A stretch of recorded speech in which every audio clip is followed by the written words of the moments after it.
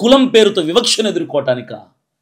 ఈ స్కూల్కి వెళ్ళాల్సిన పిల్లలు పుస్తకాలు పక్కన పడేసి నాకు స్కూల్ వద్దు, ఏమొద్దు అంటే రేపటి రోజున వీళ్ళు పాడైపోతే, దేశద్రోహులుగా మారితే హూ ఈజ్ అకౌంటబుల్? ఎవరు జవాబు ఇస్తారు? ఎవరు సమాధానం ఇస్తారు? ఎవరు బాధ్యతను వహిస్తారు? చిన్న తప్పే అని మనం వదిలేస్తాం. ఈ చిన్న తప్పు రేపటి రోజున దేశానికి కూడా ఇబ్బంది కలిగే విధంగా మారుస్తాయి. ఇలాంటి పరిస్థితుల్లోనే మనసు విరిగి, మనసు గాయపడి దేశద్రోహులుగా, దొంగలుగా, హంతకులుగా మారిపోతున్నారు చాలామంది. సార్ 2025లో కుల వివక్ష ఏంటి సార్? అది స్కూల్ పిల్లల పైన. వాడిని ఏ చెప్పుతో కొట్టాలి? ఆ శ్రీనుబాబు అనేటువంటి కాపు కమ్మస్తుని ఏ చెప్పుతో కొడితే వాడికి బుద్ధి వస్తుంది? ఇది ఒక తప్పు, అపరాధం మాత్రమే కాదు, మనుష్యుల మానవత్వాన్ని కలిచివేసేటువంటి ఒక నేరం. ఇది న్యాయమా అన్యాయమా, ఇలా మాట్లాడడం కరెక్టా రాంగా అని తెలియక మాట్లాడాడు శ్రీనుబాబు అనుకోవడానికి కాదు.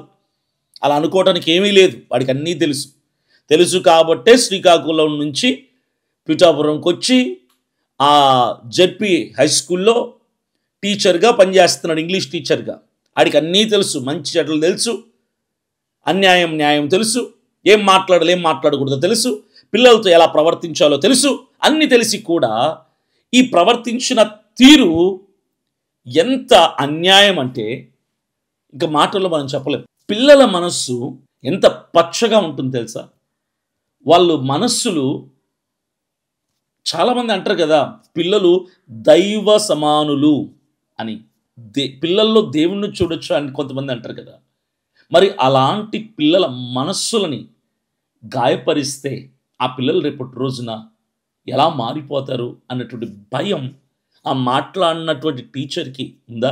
ఆ స్కూల్లో ఆ పిల్లలు దళిత్ కమ్యూనిటీకి చెందినటువంటి పిల్లలు ఆ మాటలను పడుతూ, నీ కులం ఇది, నువ్వు ఇక్కడ కూర్చోకూడదు, నువ్వు వెనకాల కూర్చోవాలి, నువ్వు అలా ఉండాలి, నువ్వు ఇది మాట్లాడకూడదు, ఈ మాటలు ఎదుర్కొన్నప్పుడు వాళ్ళు ఎంత గాయపరచబడి ఉంటారు ఆ మనసులు. అసలు మనం ఎక్కడున్నాం సార్? ఏ సమాజంలో మనం బ్రతుకుతున్నాం? ఏ రోజుల్లో మనం ఉంటున్నాం? ఇలాంటి అవమానాలే మనకు భారత రాజ్యాంగాన్ని ఇచ్చినటువంటి బాబాసాహెబ్ అంబేద్కర్ గారికి కూడా తప్పలేదు. మరి ఆ రోజుల నుంచి ఈ రోజుల వరకు భారత రాజ్యాంగం మన చేతికి వచ్చిన తర్వాత కూడా, ఇంత టెక్నాలజీలో కూడా మరి అంబేద్కర్ గారు ఎదుర్కొన్నటువంటి అవమానాలు ఈ రోజుకి ఎదుర్కొంటుంటే ఇక మార్పు ఎక్కడొచ్చింది దేశంలో అని అడుగుతున్నా నేను.